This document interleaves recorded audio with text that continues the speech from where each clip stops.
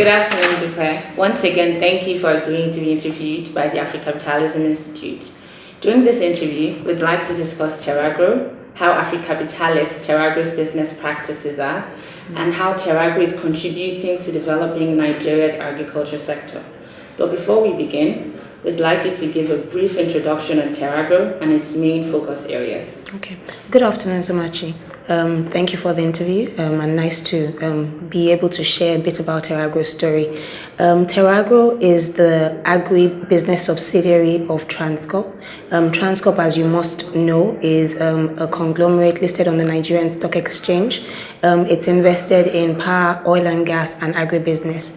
At Teragro, we're actually into the processing of juice concentrates, using high technology to achieve this objective.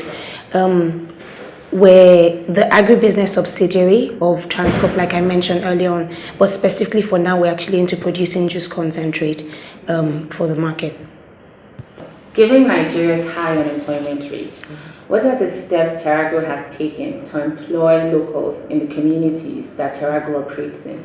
Okay, so Teragro, like I mentioned earlier on, was incorporated in 2008. We're located in Benue State, the fruit basket of Nigeria.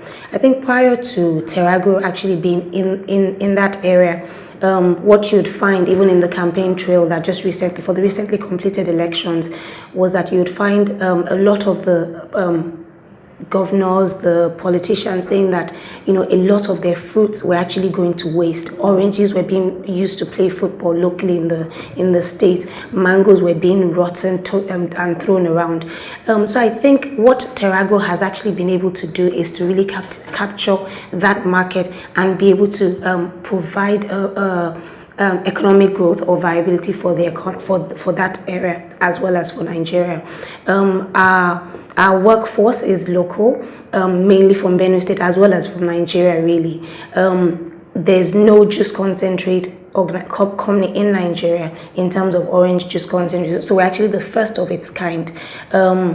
We're constantly working to improve employment in that area, working with local farmers to ensure that they understand what is required of them, and also employing from the youths, from the universities, etc., just to make sure that we're able to contribute our quota. Thank you, Dupe. So given the state of infrastructure in Nigeria in general, how does this affect Teragro's competitiveness, and what steps has Teragro taken to maintain or improve the infrastructure in the areas it does business in? Okay, so there are a few things to consider. Infrastructure is a challenge generally in Nigeria for the economy, for entrepreneurs. It's a constant challenge. I think what we do is we all find our ways to work around it and ensure that we're able to deliver competitively. Specifically for Teragro, the orange juice concentrate which we produce is actually listed on the commodity exchange, and there's a global price for this. So constantly we're having to make sure that we stay competitive. In terms of infrastructure, as you must be aware, we actually source our raw materials from the deep interiors. So there's the road network challenges, there's the transportation challenges, there are all of these challenges, and to add on to that as well, we've also got obviously the power issues that every other business faces as well. So we're constantly always trying to look for more innovative ways to ensure that we can reduce our costs. We also work very closely with the Benue State government to ensure that there's an improvement in the infrastructure, improvement in the processes on ground to ensure that we can get an improved system generally. But it's something that we just constantly have to work against to deliver competitively on the global scale. Okay, thank you, Dupe. Does Teragro use advanced technology in its operations? And if it does, has any steps been taken to train the local staff to use such technology? Okay. Yes, we do.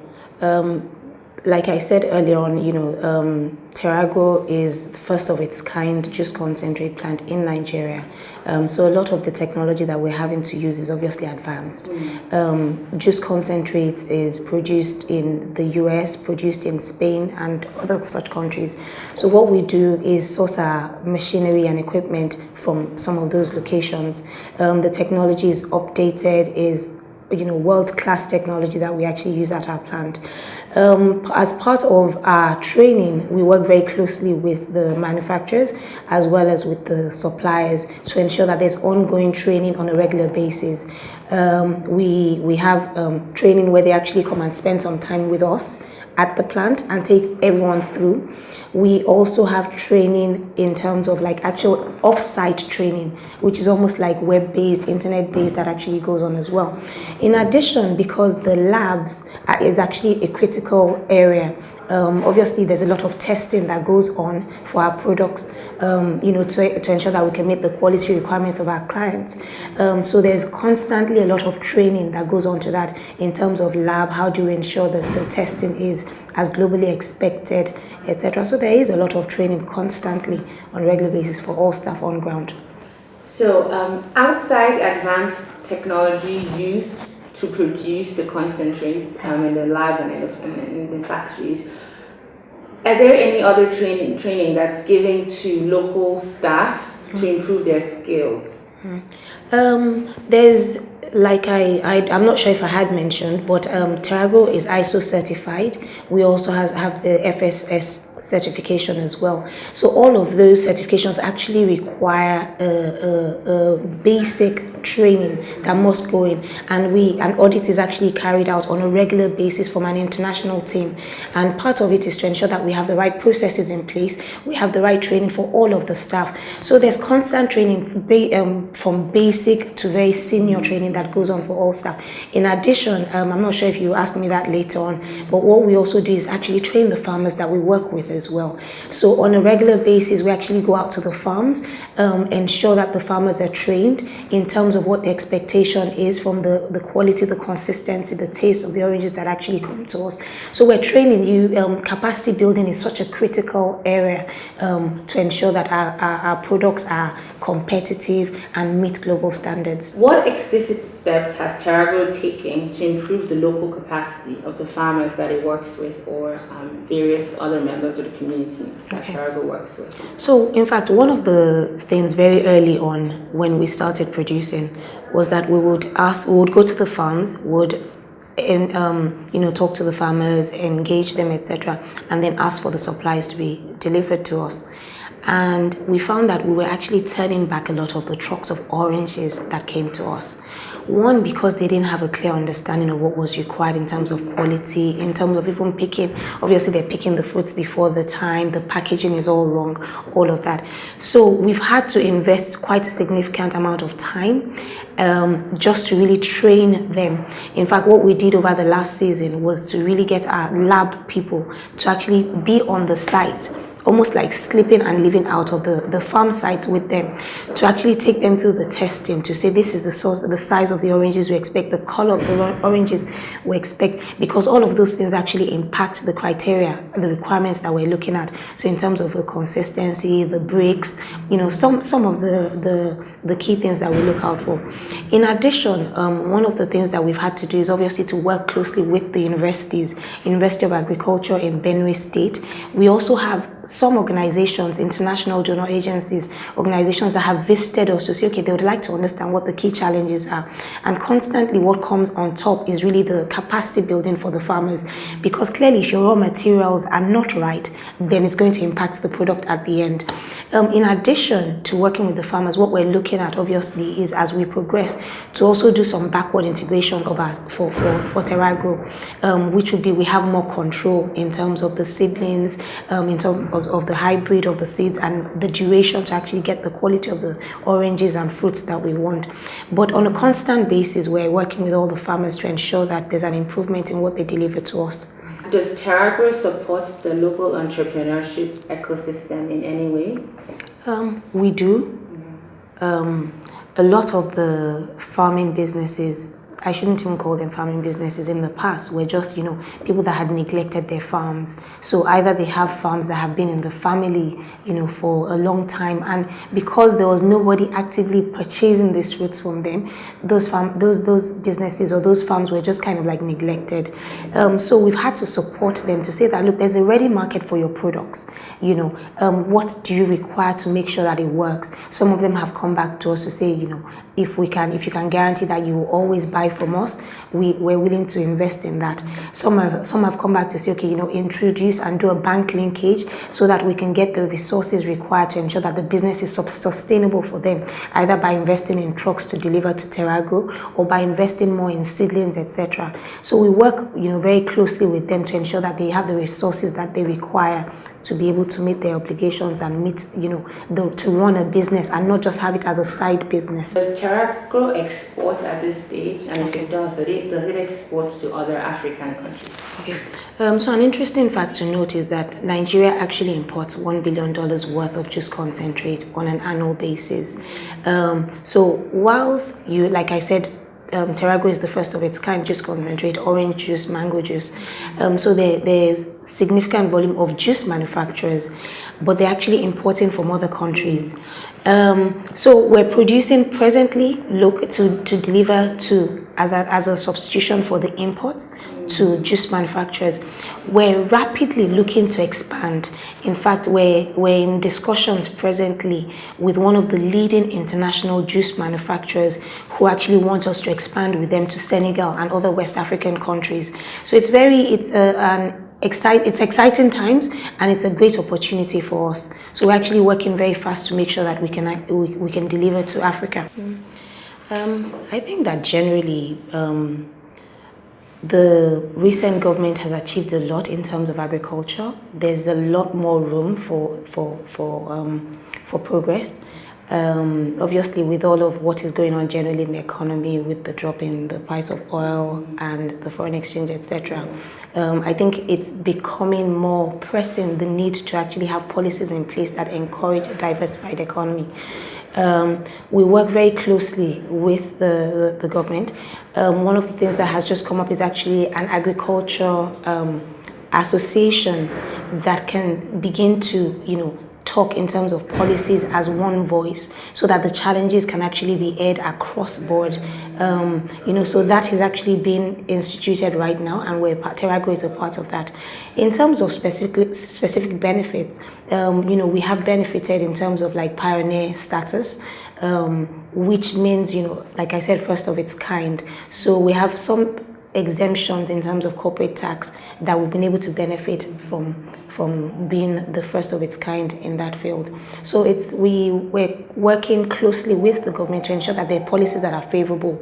Like I mentioned earlier on, the imports is so significant that even by putting a policy in place to have some of the local manufacturers even just use a percentage of their concentrates, even just sourcing a percentage of their local concentrate locally would really change the dynamics of Teragro. But I think what is more critical also is to ensure that we can deliver on a consistent basis and meet the quality.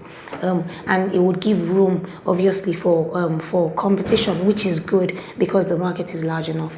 As an indigenous company, how difficult has it been for Teragro to access finance? And what is Teragro's main source of finance? Okay.